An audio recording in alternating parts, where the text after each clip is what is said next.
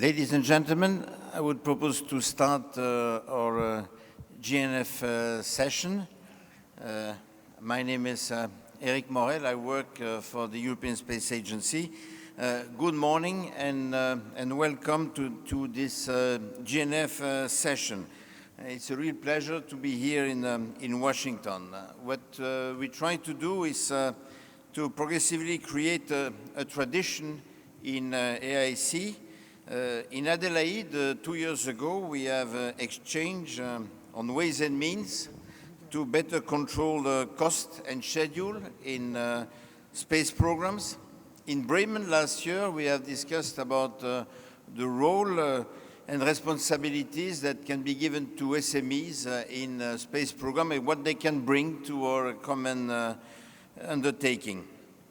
I'm happy to announce that we will propose at the next AIC to cover the question of the role of startup in the space program. But this time here in Washington, what we would like to cover is the role of the anchor tenant in the decision and the implementation of the larger space programs. Peter will explain to you how this will work, how we will organize your contribution to the GNF session. But before to give the floor to Peter, I would like to introduce to you my Director General, the Director General of ESA, Jan Werner, who will make an opening address. Jan, the floor is yours. Thank you very much, Eric. Good morning, everybody, and thank you very much for joining us in this important discussion this morning. I would like to say a few words just to put all of what you are discussing later on, also especially with the larger companies, etc., in an overall frame. And this is, we are looking into a changing world. You might know that I call it always Space 4.0 because it's much more than just a question of new space. New space is, of course, an important aspect, but we have to consider and understand that the situation overall is changing. We have totally different motivations than 50 years ago when all of us were celebrating, or now we are celebrating what happened 50 years ago, the landing, first landing on man on the moon. We have different actors, not only two superpowers, but many spacefaring nations. We have industry having their own missions. We have academia having their own missions. So we have new technologies today, quite different to that what was there 50 years ago. So the overall global setup is totally different. And it's also different with regard to the roles of the different actors, be it agencies, be it industry or universities.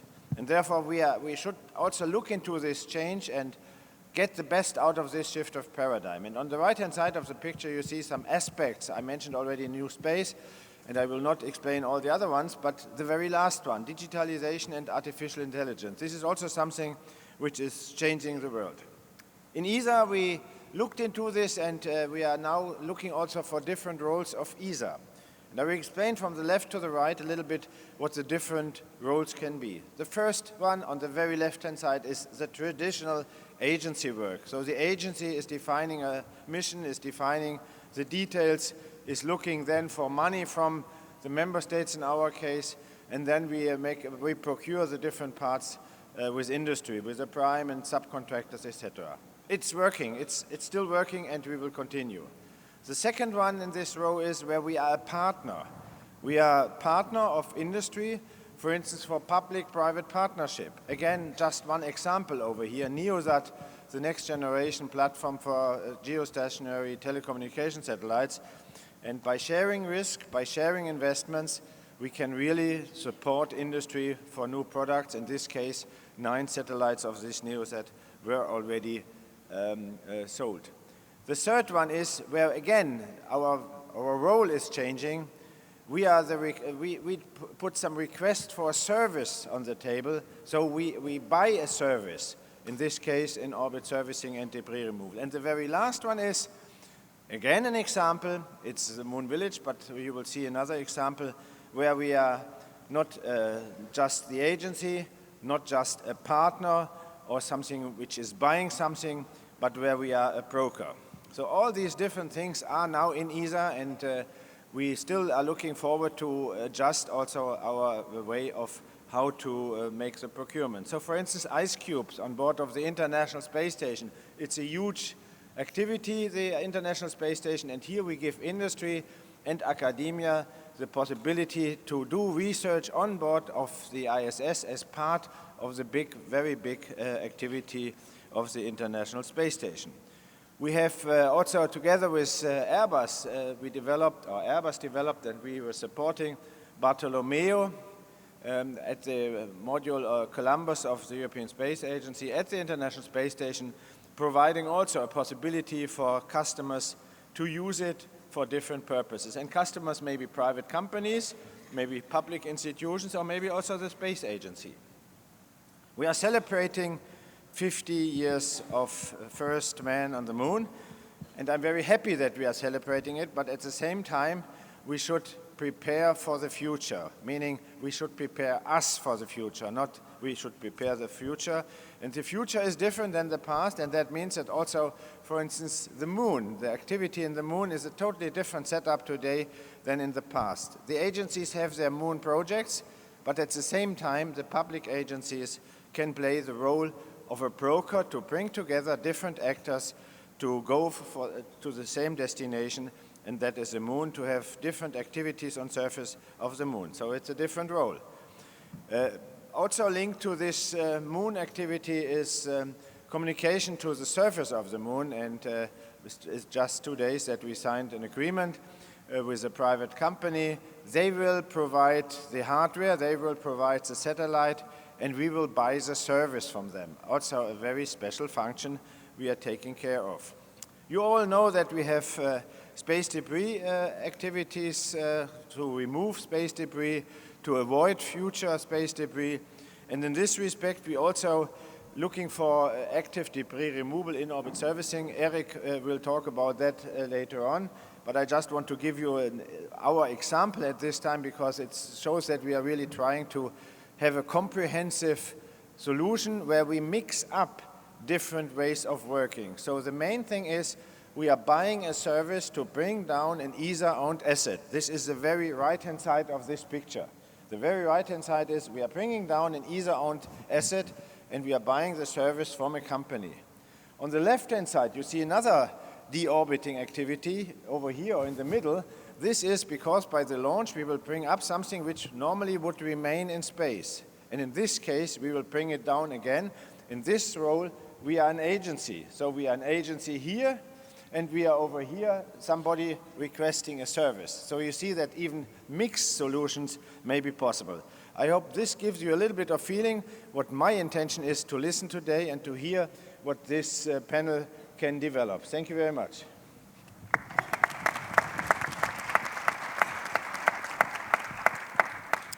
Good morning, ladies and gentlemen. First of all, I'd like to thank ECDG Jan Werner for a very inspiring opening address at this GNF session. We will have a compact session of 1 hour, during which we will listen to the views of the panel members on the topic of today, the evolving role of the public space sector in becoming an anchor customer on large space-related programs. My name is Pieter van Beekhuizen, and I've been asked to moderate this session, and which will be reported by Carina. What I think is important is that we would really like to make this a dynamic session, so that there is an interaction with the audience, and also in respect of both questions which will be asked. So I would like to ask you, let's say, to get your mobile out of the pocket, and let's say that will allow you to get into the slides and into the questions. So as most people came in just a little bit later, we had already this screen prior to the start of the session.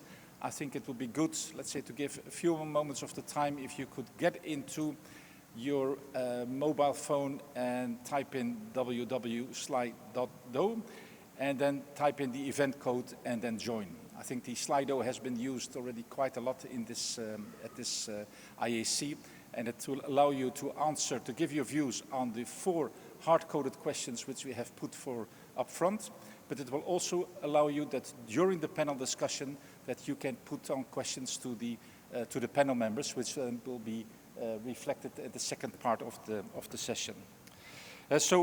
We really ask you to have an active participation to the session by providing your responses.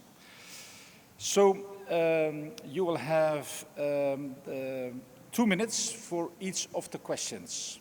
So once you are ready, let's say we will start then with the first question. So if you have joined the Slido tool, select the blue button GNF and then select polls, and then you will see then the first question appearing. So maybe we can have the Slido first question, please.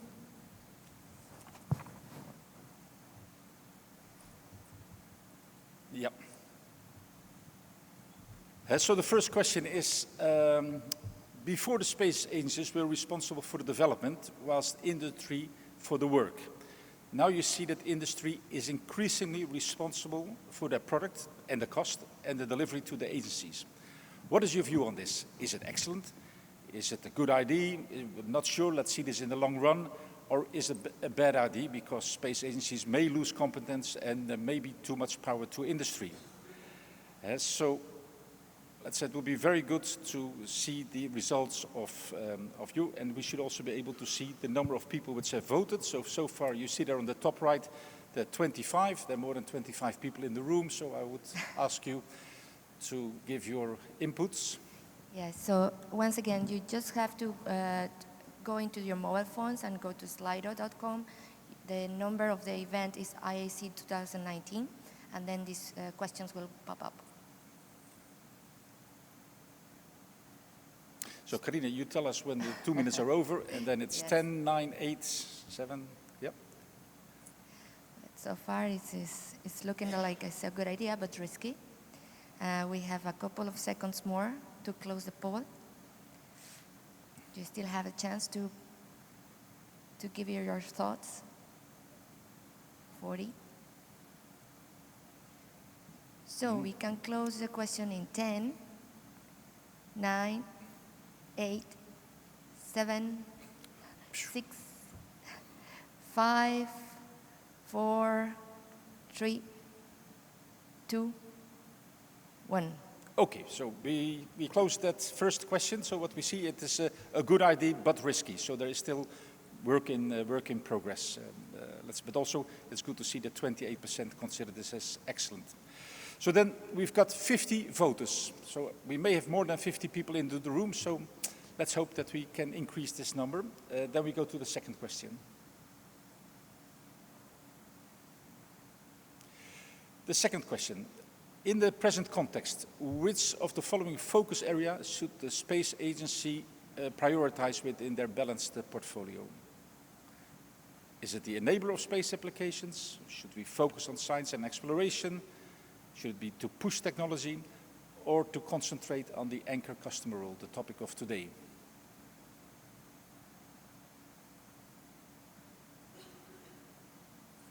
Looks like science and exploration is leading.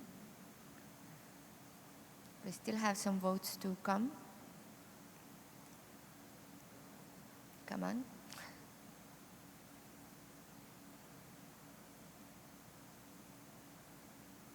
43, 44.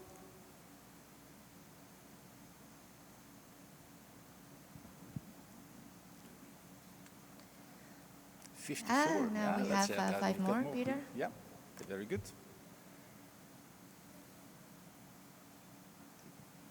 So we have 20 seconds left for these questions, so come on.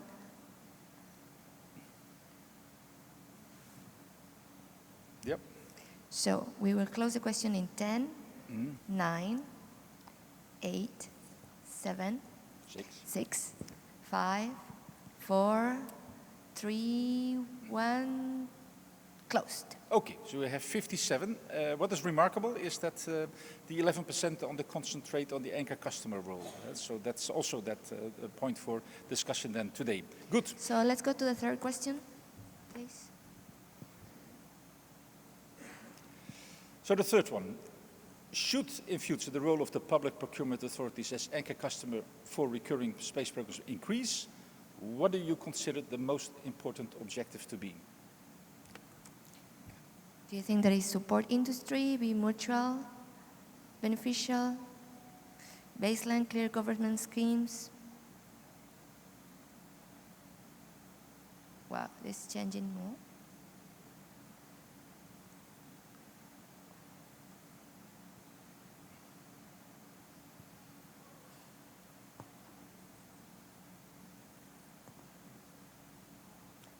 Come on, last time we got a 57. Let's go for a little bit more. It must be a difficult question, without any doubt. It's, yeah.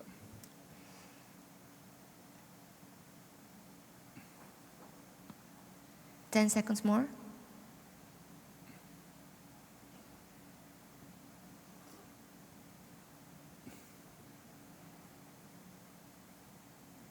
One person more. Okay, excellent. Good. We close it? Right. Yes. So we give 5 seconds. So 5, Yep. 4, 3, 2, 1. Closed. Yep. Okay. So clearly it should be mutual beneficial, and I think that underlines the role also of the space agencies, that there should be a win-win situation for both the public sector and for the industry. I think that's a clear indication. So let's go to the last question, please. The last question is, should the role of the public procurement authorities as an anchor customer further evolve? Would you consider that the private funding investing in space is to increase, to remain the same?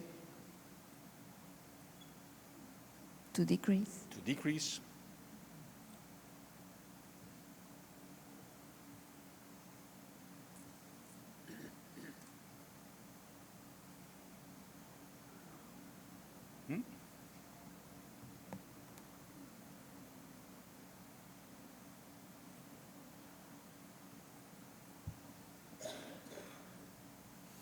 So it looks like to increase is the one that is leading the answers, Peter.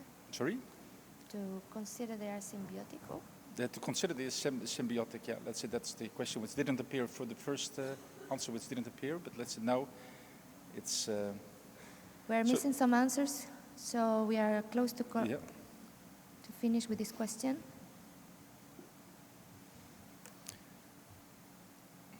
Surprising thing is that nobody wants to have the status of today. That's, yeah. So let's... Okay, I think that we can close this yes, question. Yes, okay, very good. So let's once again, these were the pre-coded questions where you've given your answer that may be reflected upon by the panel in a second stage.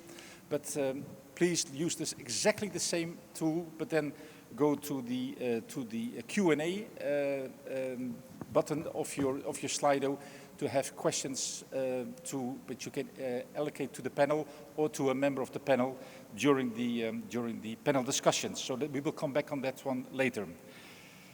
So let me now introduce you the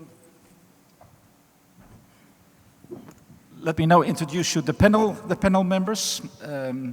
We have Stefan Israel, CEO of Ariane Spas and Executive Vice President of Ariane Group.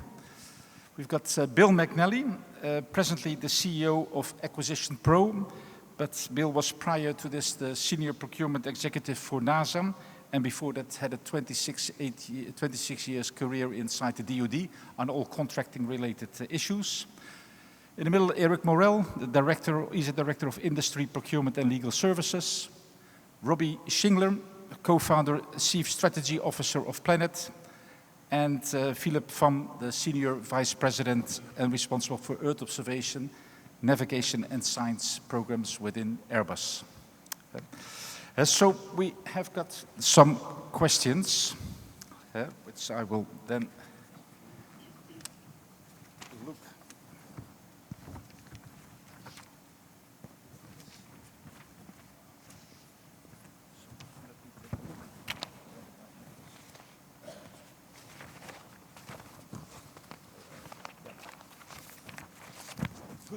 The first question is to Robbie Schingler.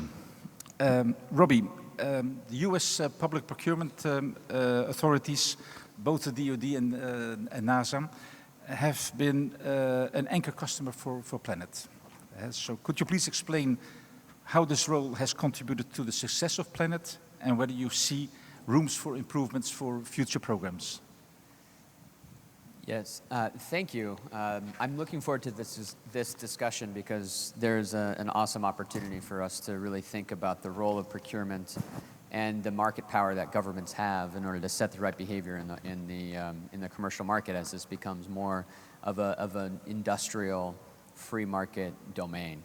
At Planet, we do have two large customers inside the U.S. government, both in the intelligence community, serving also the DoD with the National Reconnaissance Office and NASA. Importantly, though, they are long-standing customers of ours. They aren't our largest customers. Our largest customers are in agriculture. And so the way in which we built our business was with venture capital money, a business plan to focus on market needs, customer value, and we built out that product and delivered it to a transaction cycle that's much faster at the speed of business rather than the speed of government procurement. Once we were stable and reliable and built up a strong reputation with the government, we then have been able to then go from pilot programs to then now operational contracts. And really happy to state that the National Reconnaissance Office, responsible for buying Earth observation data on behalf of the U.S. government, did sign a contract with us last week, a multi-year contract that allows for us to then provide our commercial subscription service to the U.S. government, and they are a strong customer of Planet. So that really underpins the mutual beneficialness of which came out of the poll also. Yeah, I was rooting for that one to be number one, but it was tied, I think, for benefit of the government. I mean, it's important for us to know also that our industry is extremely strategic. We are part of the industrial base for defense and intelligence, but then also for a STEM workforce and for new economies. And we're at the very beginnings of turning this into a truly commercial capability over the next couple of decades. And the workforce shifts. I mean, I have people that come from a traditional defense background, a traditional prime into Planet, and I have people that leave Planet to then also start their own businesses, and they also go back into traditional prime contractors. So it's important when we're thinking about it from a procurement standpoint, from a government perspective, that we recognize that it is all an integrated system. Okay, thank you. Second question is for Philip. Recently, Airbus has launched the EDRS-C satellite. I think it was in August this year. Can you please describe the role of ESA in the European Union, the role which they have played as anchor customer, and how would this contribute to the utilization of EDRS for commercial purposes? Yes, thanks. Indeed, ESA and EU have a key role in EDRS. We have launched the EDRS-C early August this year. It joins the previously launched EDRS-A, which was launched in 2016. It has been a public-private partnership between industry, European space agencies, and EU, and it has been a key for us to develop this technology. It's a long-term agreement where EU is our customer for the Sentinels. In particular, we have an operational usage of EDRS and the laser comms on Sentinel-1 and Sentinel-2. This has enabled us to develop and to make a leap forward in laser comms within Airbus, and in particular to establish this operational capability. We have reached unprecedented performances. If I take an example, Sentinel-1, for example, we are delivering 50% more data than initially anticipated thanks to the laser comms. So it's an equivalent to a kind of third satellite with respect to operations. For Sentinel-2, we have also an increased capacity, and we multiplied by 2 the refreshing capability of the spacecraft. And the global space data highway availability is 99.5%. So it's used operationally, thanks to, again, this ESA support and this European community PPP as a long-term customer. We proved also operationally that it's working very well. We can download data 2 minutes after acquisition and it's at the fingertips of the customer on his desktop 15 minutes after the tasking. So it's really impressive. It enables us also to go to the next level. We are preparing the second generation of laser comms. We are embarking the next generation of terminals on our own optical observation spacecraft constellation, Pléiades Neo. It will be embarked on our constellation in 2022. We are also developing those capabilities for airborne platforms on aircraft and on HAPS. So it's really, it has been an important step for us, and we couldn't have done it without this PPP supported by ESA and EU. Thank you, Philip. Question to Bill. Bill, let's say in your long career, you have been a key actor in the change of the procurement policy, let's say, for both NASA and for the DoD. What were the reasons for this evolution, and to which extent have you favored the role of an anchor customer or let industry develop their capability for new space activities? So what are the specifics? Okay, so I'll start when I started getting into space business in the end of the 70s, where it was pretty much DoD, NASA was really the only customers out there with the need. Back then we used ballistic weapon systems and turned them into launch vehicles. And they were pretty reliable, very capable. But over the years, the marketplace changed. Companies were coming out with new launch vehicles, but everything came down to how many companies were out there to meet your need.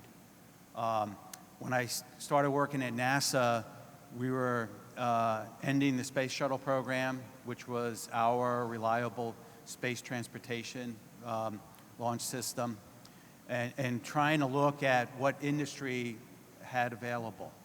And there were emerging companies coming out and also traditional companies coming out. But there were two key things we needed to look at. Were the companies capable to meet our transportation needs, in particular transportation needs for the International Space Station?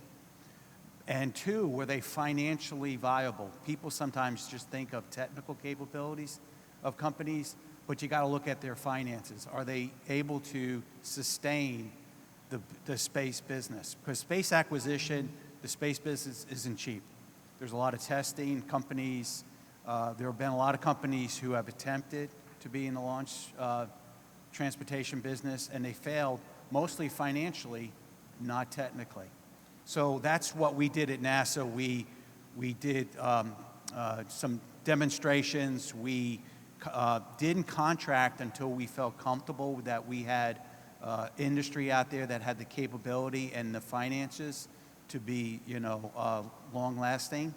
And then we bought the services for transportation to the International Space Station, which has evolved into five contracts with different companies. And now we have commercial crew. But the one thing we also supported for DoD and also for NASA was launching payloads with new companies like SpaceX, who provides transportation for the ISS, but also for payloads for NASA, industry, commercial industry, but also DoD. So the key to buy commercially, you got to have viable companies that can meet your needs. Yep, very clear. Yeah. Erik, you have been in charge of the ESA procurement reform since quite some time now. And anchor roles during this period, anchor roles have been introduced for Ariane 6 and for EDRS. We have just mentioned EDRS with Philip Pham. Do you foresee any new programs to be proposed at the ministerial for anchor customership, and what is the rationale to go into this direction for ESA?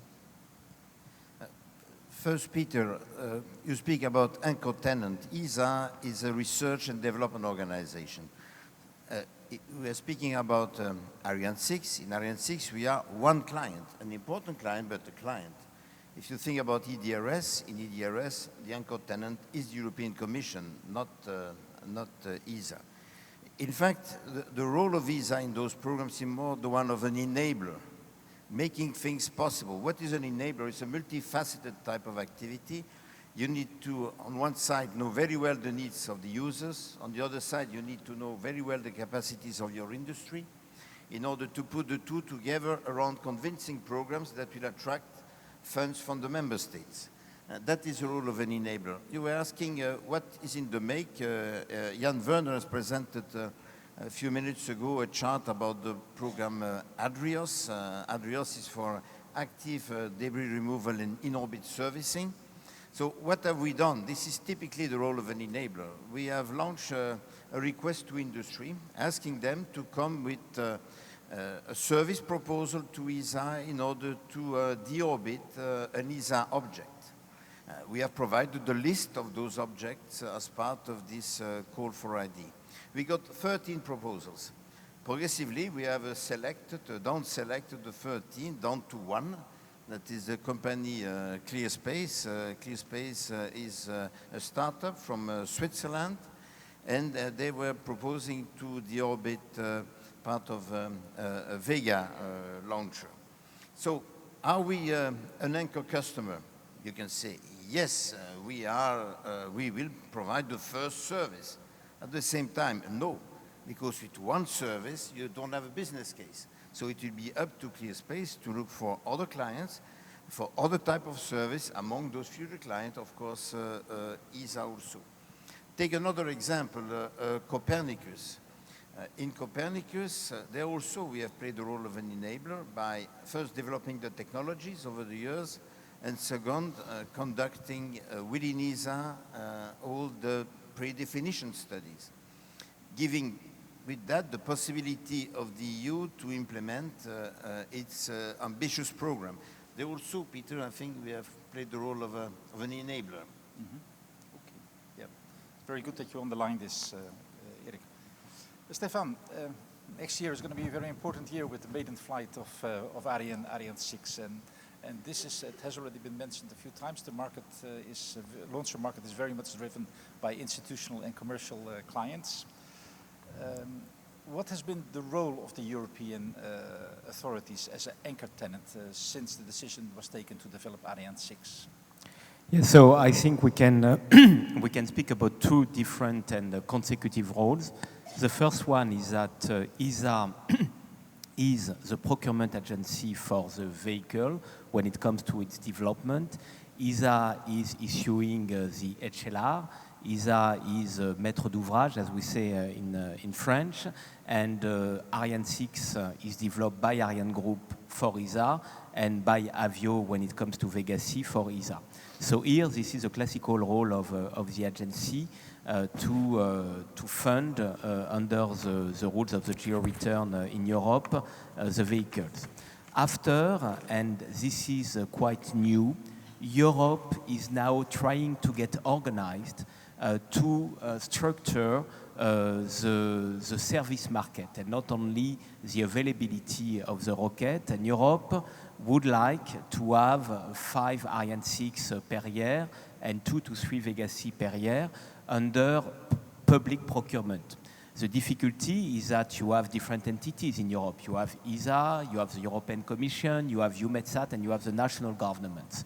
So we are now in a process where these different entities are going more and more in this direction, ESA for sure, and we have a framework contract with ESA to say that Arianespace is a natural interface of ESA when ESA wants to buy a rocket, and if we cannot comply ESA requirements, then ESA could go elsewhere, but basically it comes first to Arianespace. The European Commission has issued a regulation, Article 5, this year, which also goes in this direction. And more national governments are going in this direction. You have had the Franco-German declaration last week after the summit of Toulouse, where France and Germany said very clearly that they favored Ariane 6 as the reference launcher.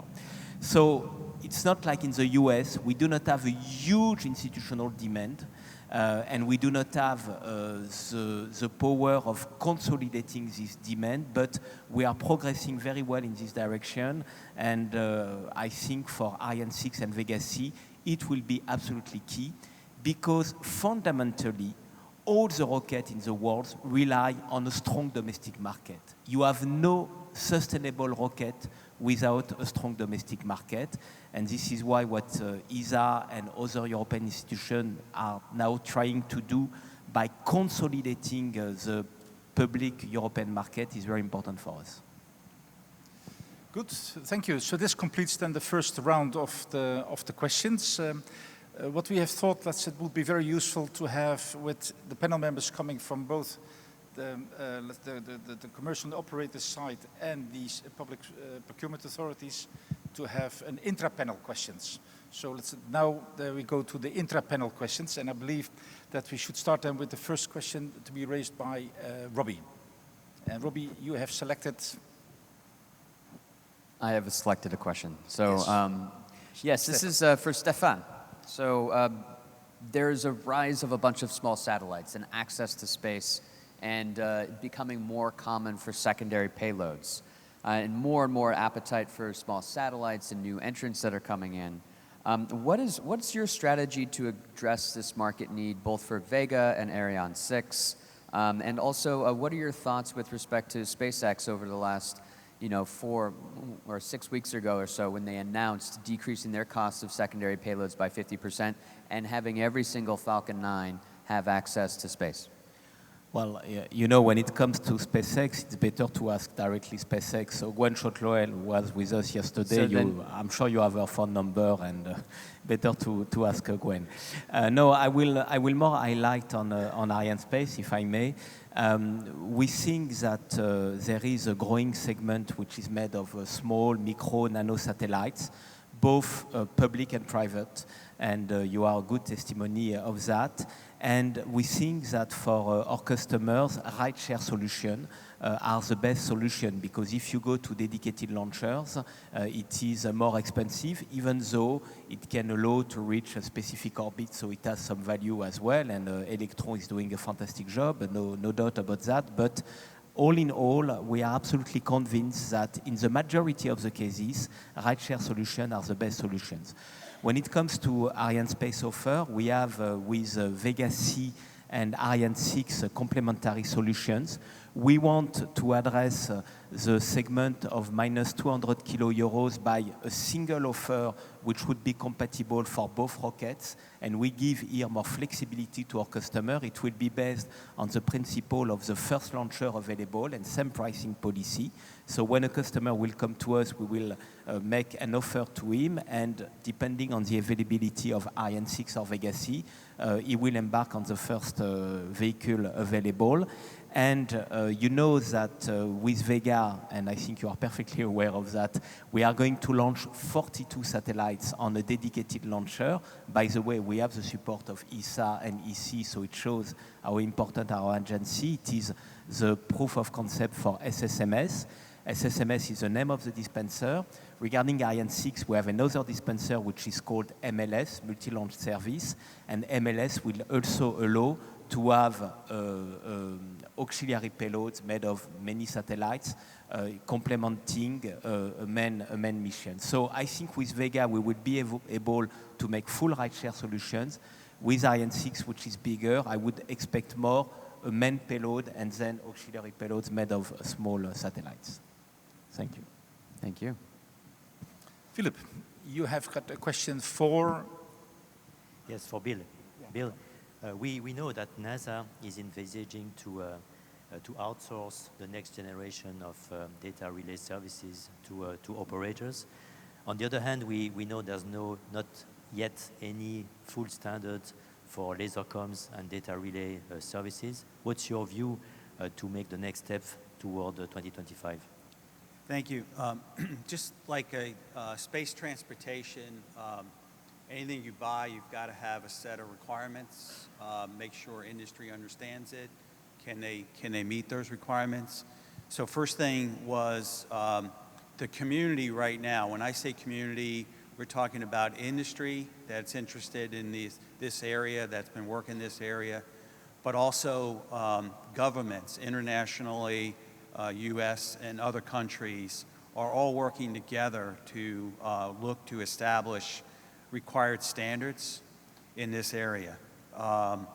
There are working groups that are working to meet international standards via a consultative committee for space data systems. There's 3 active new standards for optical communications in development right now. I think there's solid coordination and agreement between US, Japan, and France in this area.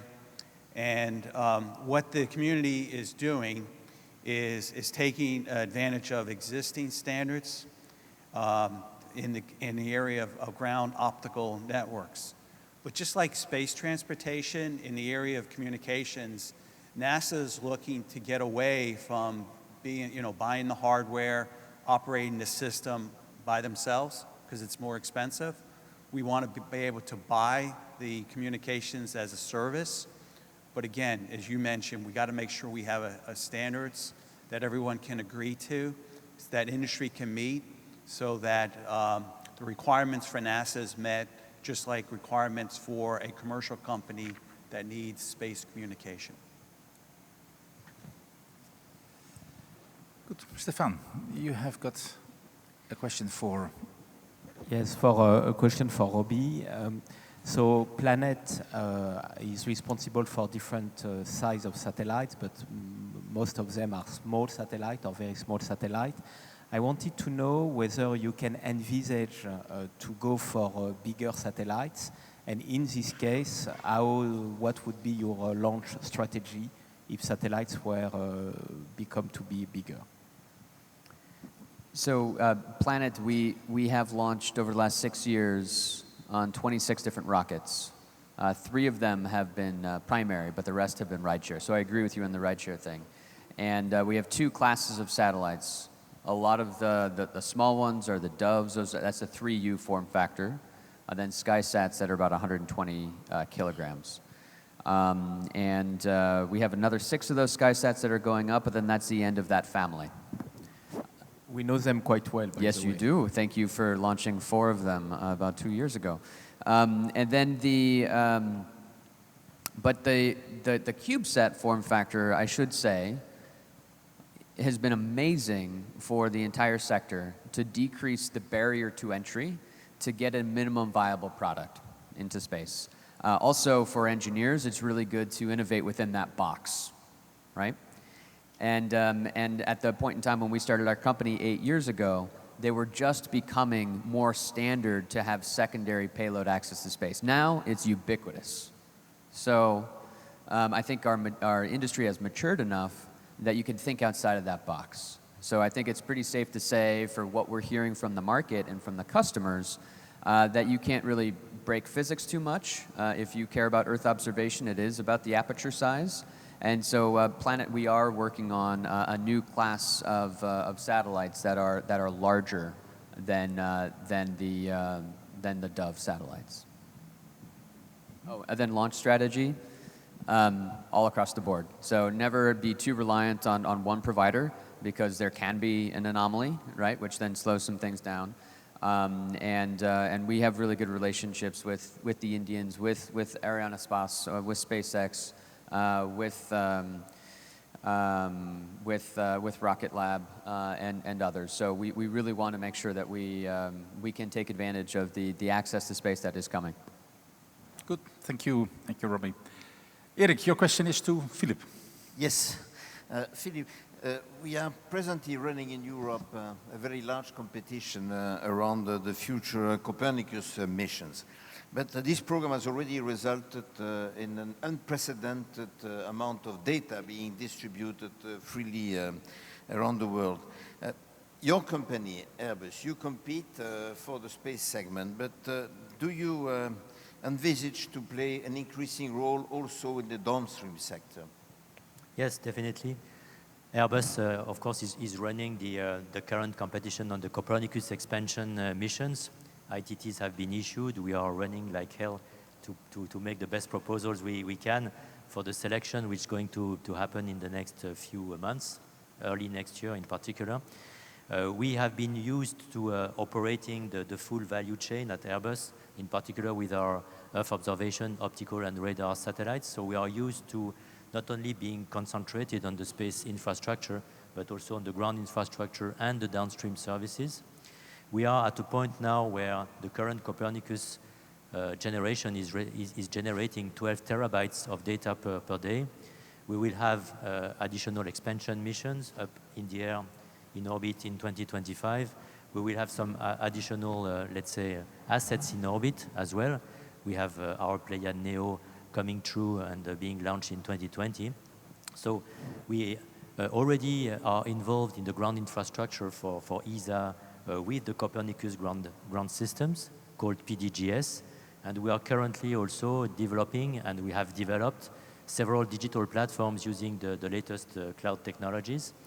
And we are at a point now where we are discussing with EU and ESA, let's say the convergence of these digital platforms to ease the access for all the users of Copernicus data, Airbus satellite data, other kinds of data like it could be drones, it could be other kinds of data for applications like maritime surveillance, like agriculture, defense, etc., so that we are more and more powerful for downstream services to ease the development of applications, to ease the access from our customers, users, partners to data, and also should it be Copernicus data for free access or data that you have to buy for very high resolution optical data or any other kinds of data that you need to fuse, definitely being involved and knowing the customer needs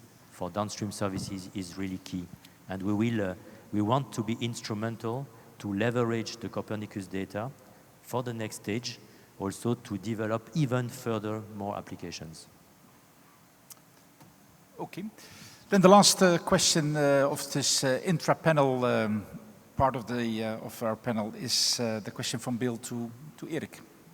So, Eric, you described to us the role of ESA as an enabler, but which measures are you thinking to ensure that the future anchor tenant will benefit from pre-agreed conditions?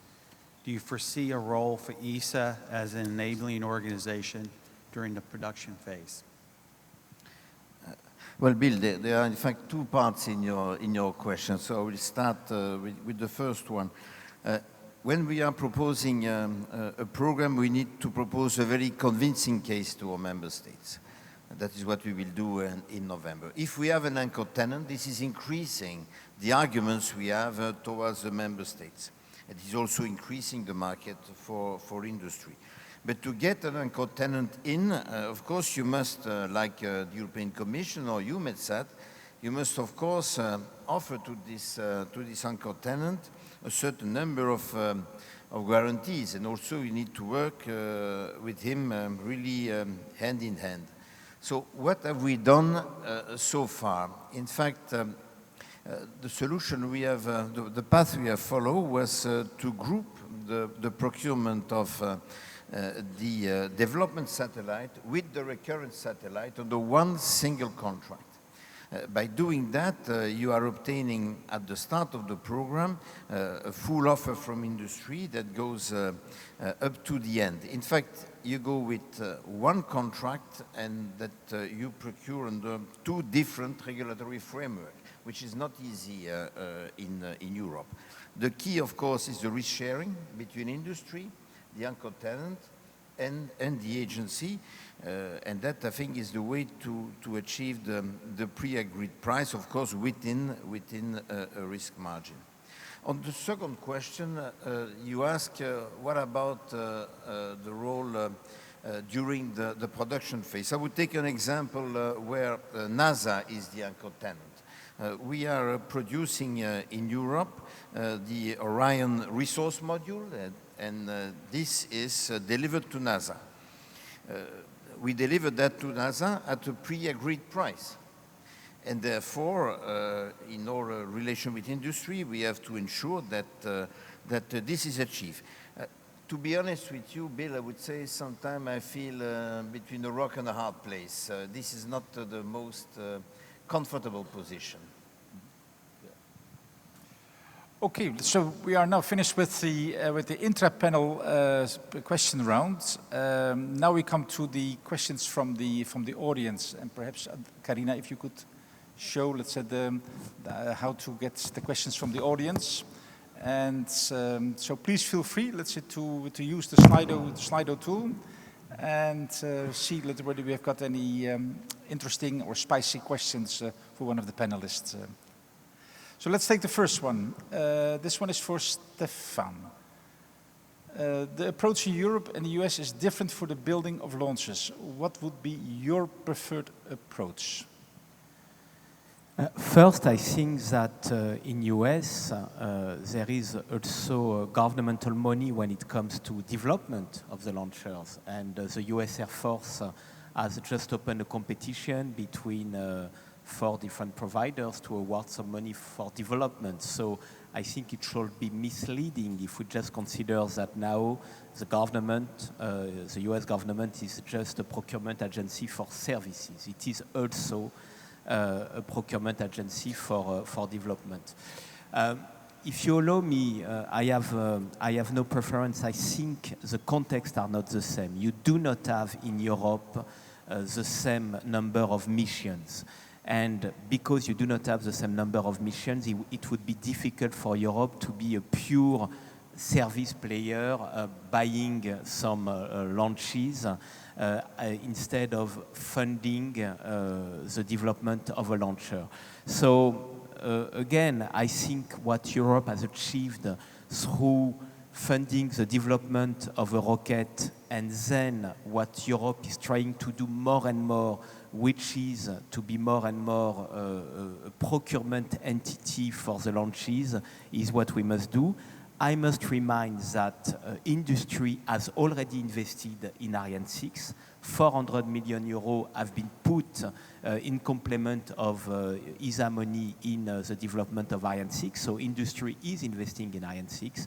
So I would just say I have no preference. I want to insist on the difference of the context. And for me, what is key is that Europe is going for more institutional missions. Because we need institutional missions for space ambitions. And this is for me a key question, the ability of Europe to be always more ambitious. Europe is already ambitious, but if we could do a little more, I think it would be of benefit for the whole sector. There are some financial constraints. We respect them, but let's try to do a little more. Okay, then we go to the next question, which we see highlighted in blue, and that is a question for Erik. Would ESA be ready to procure services the way NASA does it, hands off, and with a significant volume of services procured? What I said when I said that ESA is an enabler, we are not an organization that is procuring that kind of service, except I mean for the running of ESA. Our role is more to develop tools and means that may be used to provide services than to ask ourselves for a service. Okay, thank you. Do we have the next one? This is then for Bill. Does the private industry currently have all the capabilities needed for the future development of space technology? That's a very open question. That's pretty open. So yeah, they do. They do. And so the issue when they say private, I mean, industry is industry. It's not a government entity.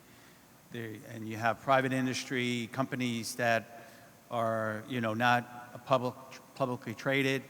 And to me, those industries sometimes have more freedom to look and invest in certain technologies. They don't have to get approval of the shareholders and such. So, but yeah, there are a lot of industries out there, a lot of companies out there that are working on space technology. And so I think it's so much more than when I first worked in the space business. Again, I was, you know, DoD and NASA was pretty much the only user of space. Of course, there was international too, but today there's just so many more companies, and that's a good thing. What you don't want to be is the only customer of a need, of a technology, and what you want to do is get industry to invest in technology. So I think there's a lot of companies out there that can meet future needs in the areas of space. Good. Philip, there's a question for you. Effect of Copernicus program for your company, let's say, knowing that there is this major ITT ongoing, let's say, could you explain a little bit what could be the impact for your company? Major impact for several reasons. I would say it's the next generation of the Copernicus fleet complement to the existing Sentinels. It's a significant number of flight models which are upcoming to be started in 2020, 21, 22, typically 12 to 13 flight models. We are also developing real new technologies in the various areas of climate monitoring and sustainable environment. So I think it will be a significant leap forward for Earth observation to complement optical, radar, and the classical Sentinels that we have today. Of course, in terms of the size of the programs for Airbus, not only, by the way, all across Europe, not only Airbus, but all our supply chain with respect to the equipment suppliers, instruments, payloads, platforms, in all categories of, let's say, technologies and enablers. It's a significant, let's say, program for the whole Europe. Then, as I said, with respect to the usage of data, it will be an accelerator to provide users, institutions, but also all kinds of use cases to develop further applications, both for public use cases, but also for probably private use cases. So it will be a significant enabler, developer for Europe and for the rest of the community across the world. But for Europe industry, definitely, it's a very, very important program. Yeah. Okay, then we've got the last question, because I think we are getting towards the end of this. And then perhaps the question is there still a question here for Robbie? I think you've mentioned already, let's say that's both from NOAA, the DoD, and also from NASA. It's very important for you. Could you quantify this? Let's say how big this is for you, and how do you see this role to increase in future? Yeah, without a doubt. So we do offer a subscription product, and it has we've worked for the last like 3 or 4 years to build the requirements necessary. Just exactly what Bill is saying. You need the requirements, and then you can shape the procurements where you can buy a commercial service. Planet's product was not invented inside the government, right? It was something that we saw a market opportunity for, then built it ourselves. And so that process does take time. In the US government, it does take about 4 years. You can accelerate it if there's an urgent need. But to go through the standard procurement process, we have to talk about requirements if we are talking about procurement. But what's important for us in our business is that the US government is the single largest potential customer on the planet for our product. They are the largest corporation in the world, if you want to think about them as an enterprise entity, and they are the single largest purchaser of geospatial data products and services on the planet, and have lots of allies and partners around the world. So they are a bit of what in the industry it's called like the lighthouse customer. You know, when you get the premier customer using your service in an operational modality, then other people follow. So the US government, I should say, I'm really proud of the work that we have done with that, because we've been able to do this inside of selling a commercial product when something traditionally has always been built specific just for their needs. And it has taken some time, but we've stayed with it, and it's critically important for the work that we're doing with the US government on that. And the applications are across the board, from civil to defense to intelligence. And it says that the work with NOAA. NOAA is the regulator, but really the work that we actually do is with NRO, as I mentioned, for the IC and DoD, and NASA. And NASA is getting access to a bunch of this data. We're getting lots of publications that are coming out as part of our education and research program. And they're really doing it to monitor essential climate variables and doing new time series data analysis with a temporal and a spatial resolution that, when combined together, hasn't happened before. So I don't want to underscore that. It's critically important.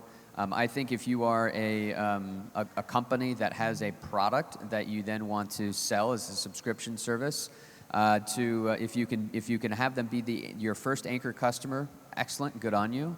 That takes a long time in order to get. For us, we've always considered them our most important customer and our solid second customer after we've proven financial viability, product market fit, and then build a product that then can scale to multiple industries. So for us, government is a solid second customer. I guess that you use the word lighthouse customer with the user government. I think, let's say, that underpins the role of an anchor customer for the, let's say, for the industry. And I think that's what is the key message which came across during this panel session, which I would like to conclude by giving everybody, all the panel members, the possibility to give one key takeaway, a short one, please, because we are running out of time. Philip, could I start with you? The key takeaway which we should record for this panel session? Yes, I think, again, the role of institutions and the governmental support is key to enable the next steps in technology development, the next steps in new programs to enable new technologies, new services, new capabilities.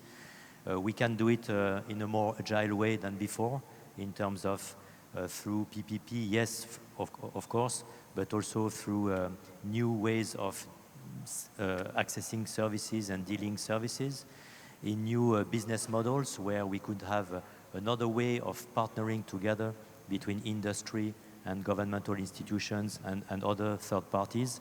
So we need to be creative, not only in a technological domain, but also in the business model, in the business services, to come quicker to fruition, to share, let's say, the funding capabilities, but also to share and to benefit from the effects, from the positive, let's say, impacts of these programs on the community, on the commercial market, etc. So be creative, be a little bit more open to changes, and then make happen other ways of working.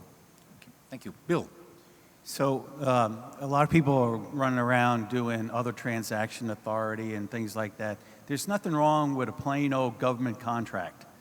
You just got to outline your outcomes, not be specific with certain unique government requirements. If you get unique government requirements, then you're talking about a non-commercial contract.